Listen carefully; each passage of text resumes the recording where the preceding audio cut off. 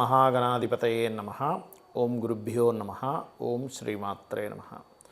పరమేశ్వర స్వరూపమైనటువంటి జ్యోతిష, వాస్తు మరియు ఇతర అనేకమైనటువంటి శాస్త్రములను మనకు అందించినటువంటి మహర్షులకి నమస్కారం.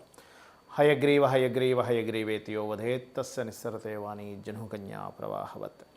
అరుణాం కరుణాతరంగితాక్షీం ధృతపాశాంకుశపుష్పబాణచాపాం అనిమాదిభిరావృతాం మయూకైః అహమిత్యేవ విభావయే భవానీం. శ్రీమాత్రే నమః.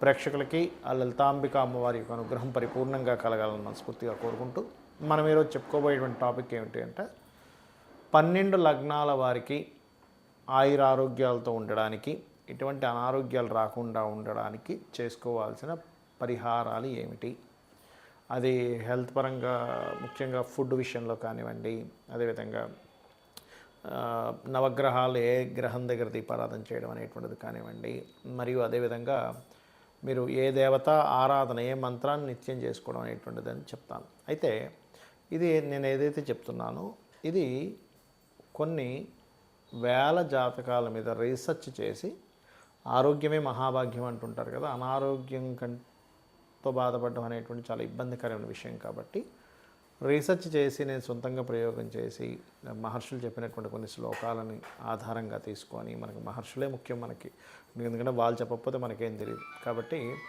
ఇవన్నీ చేసింది నేనైనప్పటికీ కూడా చేయిస్తుంది, చెప్పిస్తుంది కూడా లలిత అమ్మవారిగానే భావిస్తూ మీకు ఒక్కొక్క లగ్నం గురించి చెప్తూ ఉంటాను. అదేవిధంగా మరొక విషయం ఏంటంటే, కొంతమందికి నక్షత్రము, లగ్నము, రాశి ఏమీ తెలియదు. అలాంటి వారు కూడా ఏం చేసుకోవాలి అనేటువంటిది వీడియో ఎండింగ్లో చెప్తాను. వీడియో ఎండింగ్ వరకు వినండి. ధనుర్లగ్నము, ధనస్సు రాశి.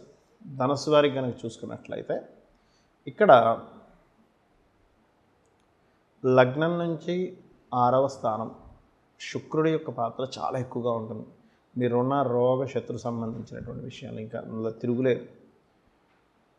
మరి ఈ శుక్రుడు పాత్ర ఎలా ఇస్తుంది అంటే, ఇక్కడ ఎక్కువగా రోగం కంటే కూడా శత్రుత్వం ఎక్కువగా ఇస్తుందండి శుక్రుడు ధనుసు లగ్నం వారికి. మరి దాన్ని తగ్గించేది కుజుడు. అంటే ఇక్కడ మీ యొక్క లగ్నానికి, అంటే ధనుర్లగ్నానికి శుక్ర మహర్దశ వచ్చినా, లేదా శుక్ర రాశుల్లో ఏదైనా గ్రహం ఉంది అంటే ముఖ్యంగా వృషభ రాశిలో ఏదైనా గ్రహం ఉన్న మహాదశ వచ్చినా ఏమవుతుందంటే, వీరికి వివాహ సంబంధించినటువంటి విషయంలోనే అనవసరమైనటువంటి ఎడబాట్లు, గొడవలు, గందరగోళాలు అవుతూ ఉంటాయి. మరి ఈ కాంబినేషన్ ఎప్పుడైతే ఏదైతే ఉందో, ఈ శుక్రగ్రహానికి సంబంధించింది మీరు రెమెడీ కూడా చేసుకోవాలి. అంటే ఏం చేయాలి? శుక్రుడు అమ్మవారి స్వరూపంగా చెప్తూ ఉంటారు. అంటే అమ్మవారి ఆరాధన చేయడం ద్వారా శుక్ర అనుగ్రహం కలుగుతుంది. సో అమ్మవారి యొక్క ఆరాధన చేయడము రెగ్యులర్గా. రెండవది ఏంటంటే, శుక్ర గ్రహ సంబంధించిన దోషం తగ్గడానికి తీపి చపాతీలు గోవులకు తినిపించడము, శుక్రగ్రహాన్ని జపం చేయించుకోవడము, లేదా శుక్రగ్రహం దగ్గర దీపారాధన చేయడము చేస్తూ ఉండాలి. వీలైనంత మట్టుకు మీ చుట్టుపక్కల ఉండేటువంటి స్త్రీలు ఉంటారంటే చుట్టాల్లో కానీ మీ ఆఫీసులో చేసే వాళ్ళతో శత్రుత్వాలు పెట్టుకోకూడదు. ఇంకా ముఖ్యంగా జీవిత భాగస్వామితోనే వస్తుంది ఈ శుక్రుడు ధనుసు లగ్నాన్ని కానీ శుక్రుడు బాగా పాడయ్యాడంటే. అయితే సర్వసాధారణంగా పాడైనా అవ్వకపోయినా శుక్రదశ వచ్చిందంటే దాని ఫలితం ఇవ్వడం స్టార్ట్ చేస్తుంది, గుర్తుపెట్టుకోండి. అలా అయితే ఇక్కడ ఈ పంచమాధిపతి కుజుడయ్యాడు కాబట్టి మీరు వీలైనంత మటుకు నరసింహస్వామి యొక్క ఆరాధన 100% రక్షిస్తుంది. నరసింహస్వామి ఆరాధన ఎంత చేస్తూ ఉంటే మీకు మీ లైఫ్లో రుణము, రోగము, శత్రుత్వము. కరావలంబ స్తోత్రం చదువుకోవాలి. ఎందుకంటే నేను చాలామందికి చూశాను, ధనుర్లగ్నం వారికి ఏమంటే హెల్త్ ఇష్యూస్ వస్తున్నాయి, లేనట్లయితే జీవిత భాగస్వామితో గొడవలు అవుతున్నాయి అన్నప్పుడు ఏమంటే నరసింహస్వామి చేసుకోండి, ఆటోమేటిక్గా సెట్ అవ్వడం జరిగింది. ఇంకొక లక్కీ ఏంటంటే, వీళ్ళకి 4th లార్డ్ లగ్నాధిపతి ఒక్కడే అవుతాడు. అంటే ఇమ్యూనిటీని తగ్గించే కారకుడు ఇక్కడ దాని పాత్ర పోషించడు ఎక్కువగా చూసుకున్నట్లయితే. అట్లాగే మరొకటి ఏంటంటే, ఈ శుక్ర ప్రభావం వల్ల సుఖ వ్యాధులు, అంటే అనీజీనెస్గా ఉండేటువంటి హెల్త్ ఇష్యూస్ వస్తుంటాయి వీళ్ళకి. కానీ ఎక్కువ పాత్ర వీళ్ళకి రోగం కంటే కూడా, రోగం అంటే హెల్త్ ఇష్యూస్ వస్తే రావని కాదు, కంటే కూడా ఎక్కువ పాత్ర పోషించేది మాత్రం జీవిత భాగస్వామితో వచ్చేటువంటి ఇబ్బందే. అది స్త్రీ అయినా పురుషుడైనా సరే. అయితే పురుషులకి ఎక్కువ ప్రభావం ఉంటుంది. ఒకవేళ హెల్త్ ఇష్యూస్ వస్తే కనుక వీళ్ళకి ఎక్కువగా బ్రీతింగ్ రిలేటెడ్ ఇష్యూస్ కూడా వస్తుంటాయి. చిన్నప్పుడు వీళ్ళకి చూడండి ఒక ఏజ్ వచ్చే వరకు కూడా బెడ్ వెట్టింగ్ చేస్తుంటారు. అందుకు శుక్రుడు కనుక నిజంగానే 6లో ఉన్నాడు అనుకోండి, అక్కడ దాని ప్రభావం ఎక్కువగా చేస్తూ ఉంటాడు. ఇక మీరు చేయవలసినటువంటి దేవత ఆరాధన, గ్రహ ఆరాధన చూసుకున్నట్లయితే శుక్ర కుజ గ్రహాల దగ్గర దీపారాధన చేయండి. వీలైతే బ్రీతింగ్ ఇష్యూస్ ఉండేటువంటి వారు ఎక్కువగా శని భగవానుడి దగ్గర కూడా దీపారాధన చేయండి. అన్ని విధాలా బాగుంటుంది. ఇక్కడ ఏంటంటే ఎప్పుడు కూడా మనం ఇందాక నేను చెప్పినటువంటి దీంట్లో పంచమం ఈజ్ మోస్ట్ ఇంపార్టెంట్. పంచమం ఏంటి? ఇమ్యూనిటీ అని చెప్పాను మీకు. రోగస్థానం, రుణ రోగ శత్రు స్థానాలు 6వ స్థానం. అదేవిధంగా రోగాన్ని తగ్గించేటువంటి స్థానం ఎలా అయితే పంచమ స్థానం అవుతుందో ఇమ్యూనిటీ స్థానం, ఇమ్యూనిటీని తగ్గించే స్థానం 4వ స్థానం. అందుకే చూడండి, ఇంట్లో ఒక దగ్గర అలా ఉండిపోకు. 4th హౌస్ అనేది కూర్చోవడం అనమాట. అంటే ఏమిటి? ఒక దగ్గర అలా కూర్చుండిపోయి ఉన్నా కానీ మనకి హెల్త్ ఇష్యూస్ వస్తుంటాయి, నడవాలి అంటూ ఉంటారు. ఆ రకంగా మీరు ఒకటే గుర్తుపెట్టుకోండి, మీరు ఎంత వాకింగ్ చేస్తూ ఉంటే ఫిజికల్గా అంత ఆరోగ్యం. Point number 1. రెండవది ఏమిటి అంటే, నక్షత్రము రాశి ఏమీ లేదనుకునేటువంటి వారు ఖచ్చితంగా సూర్య నమస్కారాలు ఎక్కువగా చేయండి. సూర్యుడి యొక్క పోస్టర్స్ ఎక్కువగా చేయండి. మూడవది, ఇక్కడ ఒక్కొక్కసారి ఏమవుతుందంటే మనం ఎంత పంచమాధిపతిని తీసుకున్నా ఈ పంచమాధిపతి వెళ్ళి మరొక గ్రహంతో కలిసి ఉండి వాళ్ళ యొక్క పర్సనల్ చార్ట్ ద్వారా మారిపోతూ ఉంటుంది. ఇందాక నేను చెప్పినట్టుగా ఇప్పుడు మేషానికి సింహం మన రవని చెప్పుకున్నాము, వృషభానికి బుధుడు అని చెప్పుకున్నాము, మిథునానికి శుక్రుడు అని చెప్పుకున్నాము. ఇలా ఒక్కొక్క దానికి పంచమాధిపతి చెప్పుకున్నాం. అలాగే షష్టమాధిపతి ఎవరు అని తెలుసుకున్నాం. కానీ ఇక్కడ ఏమవుతుందంటే సమ్ టైమ్స్ ఈ పంచమాధిపతి ఇమ్యూనిటీ ఇవ్వవలసినటువంటి కారకుడే గనక మీకు వక్రించిన నక్షత్రాల్లో, గ్రహ నక్షత్రాల్లో లేదా వక్రించిన ప్లానెట్స్తో కనెక్ట్ అయి ఉన్నప్పుడు ఏమవుతుంది, దాన్ని ఆటో ఇమ్యూనిటీ డిజార్డర్ అంటారు. అంటే వాళ్ళ ఇమ్యూనిటీయే వాళ్ళ మీద దాడి చేస్తుంది. అప్పుడు అర్థం కాదరే ఏంటి ఇట్లాగా. అప్పుడు మనం ఏం చేయాలంటే అది ఏదైతే దాడి చేస్తుందో దానికి కూడా దానం ఇవ్వాల్సి వస్తుంది. ముఖ్యంగా 6వ స్థానాధిపతి ఎవరైతే అయ్యారో మీ లగ్నం నుంచి వాళ్ళకి దానం ఇవ్వడము, 5వ స్థానానికి సంబంధించిన మంత్ర సాధన చేసుకోవడం చేయండి. ఇందులో సమ్ టైమ్స్ పాపగ్రహ మధ్యన ఉంటుంది.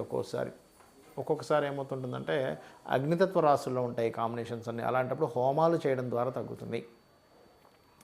భూతత్వ రాశుల్లో ఉన్నప్పుడు ముఖ్యంగా మీకు దానం ఇవ్వడం ద్వారా తగ్గుతుంది. వాయుతత్వ రాశుల వల్ల పర్టికులర్గా మీరు స్తోత్ర పఠనం ఏదైనా చాంటింగ్ చేయడం ద్వారా తగ్గుతుంది.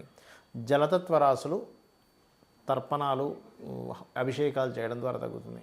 మనకి అగ్ని, భూ, వాయు, జల, మేషము, సింహము, ధనస్సు అగ్నితత్వ రాశులు, వృషభము, కన్య, మకర రాశులు భూతత్వ రాశులు, మిథునము, తుల, అదేవిధంగా కుంభము వాయుతత్వ రాశులు, కర్కాటకము మరియు అదేవిధంగా మనకి జలరాశులైనటువంటి వృశ్చికము, మీనము అనేటువంటివి ఏవైతే ఉన్నాయో ఇవి జలరాశులు అవుతాయి. అంటే అగ్ని, భూ, వాయు, జల మేషం నుంచి వరుసగా తీసుకుంటే అగ్ని, భూ, వాయు, జల వరుసగా అవుతూ ఉంటాయి. అంటే మేషము, వృషభం, మిథునం, కర్కాటకం, అగ్ని, భూ, వాయు, జల. మళ్ళీ సింహం, కన్య, తుల, వృశ్చికం, అగ్ని, భూ, వాయు, జల. ధనస్సు, మకరం, కుంభం, మీనం, అగ్ని, భూ, వాయు, జల ఇలా తీసుకోవాలి. అయితే ఇక్కడ కొన్నిసార్లు మీకు దాన సంబంధించినవి అవనప్పుడు దానము వీటన్నిటితో కూడా ఇంకా సరిపోదు. ఎందుకంటే పూర్వజన్మ కర్మ వల్ల మనకి ఇది వస్తూ ఉంటుంది అనారోగ్యం అనేటువంటిది. అంటే పూర్వజన్మ కృతం పాపం వ్యాధి రూపేణ పీడితం. నేను చాలామందిని చూసా, చాలా ఎన్నో సంవత్సరాల నుంచి ఎక్సర్సైజులు కూడా చేస్తున్నామండి, కానీ నాకు ఎందుకన్నా అనారోగ్యం వచ్చిందంటారు. ఎక్సర్సైజ్ చేయడం వల్ల మీకు రావాల్సిన పెద్ద అనారోగ్యం కూడా తగ్గుతుందో ఎటువంటి డౌట్ లేదు. కాకపోతే బాడీ ఫిట్నెస్ ఉంటుంది కానీ రోగం రాకూడదని రూల్ ఉండదు. ఎందుకంటే రోగం అనేటువంటిది మీ జన్మజాతకంలో ఉన్నటువంటి 6th lord 4th lord active అయ్యారా, 5th లార్డ్ డియాక్టివ్ అయిపోయాడా అనే దాని మీద ఆధారపడి ఉంటుంది. కాబట్టి ఒకటే గుర్తుపెట్టుకోండి, కొన్ని రోగాలకి లైఫ్ లాంగ్ చేసుకోవాల్సి వస్తుంది. కొన్ని మంత్రాలు కొన్నిటికి ఆ పర్టికులర్ పీరియడ్ వరకు చేసుకోవాల్సి వస్తుంది. అదేంటో తెలుసుకోవాలి. అదేవిధంగా అస్సలు రోగం రాకుండా మనకు ఉండాలి అంటే ముఖ్యంగా మీరు అర్థం చేసుకోవాల్సింది సూర్య నమస్కారాలు చేసుకుంటూ మనం తీసుకునే ఫుడ్ ద్వారా రోగం అనేటువంటిది వస్తుంది. గుర్తుపెట్టుకోండి, మనం ఎటువంటి ఫుడ్ తీసుకుంటున్నాము, అందులో మనకు కావాల్సినవి ఉన్నాయా లేవా, మనకు కావాల్సినవి మన బాడీని పాడు చేసే హాని చేసేవి తింటున్నామా.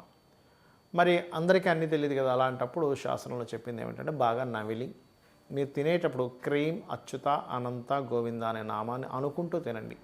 ఒక 30 సార్లు కనీసం నవలాలి, 32 సార్లు నవలాలని చెప్తుంది ఆయుర్వేదం అయితే. కాబట్టి ఇచ్చేయండి. అదేవిధంగా మరొక విషయం ఏంటంటే, ఈ కొంతమందికి దానాలు ఇవ్వలేని వాళ్ళు ఉంటారు. ఏమండి మేము దానం ఇవ్వలేను, నా దగ్గర డబ్బులు లేవు, కానీ అనారోగ్యంతో బాధపడుతున్నాను అనుకునేటువంటి వారు ఓం సర్వవ్యాధి ప్రశమని సర్వమృత్యు నివారిణి అగ్రగణ్య అచింత్య రూప కలికల్మషనాశిని అయి నమః చేసుకోవాలి.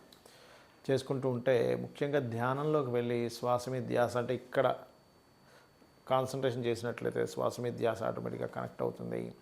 ధ్యానం అనేటువంటిది పంచమ స్థానానికి సంబంధించింది, మంత్రం అనేటువంటిది పంచమ స్థానానికి సంబంధించింది. అదేవిధంగా మీరు ఏదైనా చాంటింగ్ చేస్తున్నారు పంచమ స్థానానికి సంబంధించింది. కాబట్టి ఏంటి, ఈ ధ్యానము మంత్రం ఇవి చేయడం ద్వారా కూడా మీకు చాలా మటుకు పూర్వజన్మ కర్మలు దగ్ధమవుతాయి. అందులో ముఖ్యంగా లలితా సహస్రనామాలు, సూర్య నమస్కారాలు, మీకు దగ్గరలో ఆలయం ఏదైనా ఉన్నట్లయితే ఆ యొక్క ఆలయాలకు వెళ్ళి అక్కడ మీరు ఏదైనా సరే మీకు తోచినటువంటి పరిహారం చేయడము, అంటే అక్కడ మీరు సేవ చేయడం ముఖ్యంగా చేసినట్లయితే ఖచ్చితంగా మీకు ఉన్నటువంటి అనారోగ్యాలు తగ్గాలని, అమ్మవారు మీకు తగ్గించాలని మనస్ఫూర్తి కోరుకుంటూ శ్రీమాత్రే నమః.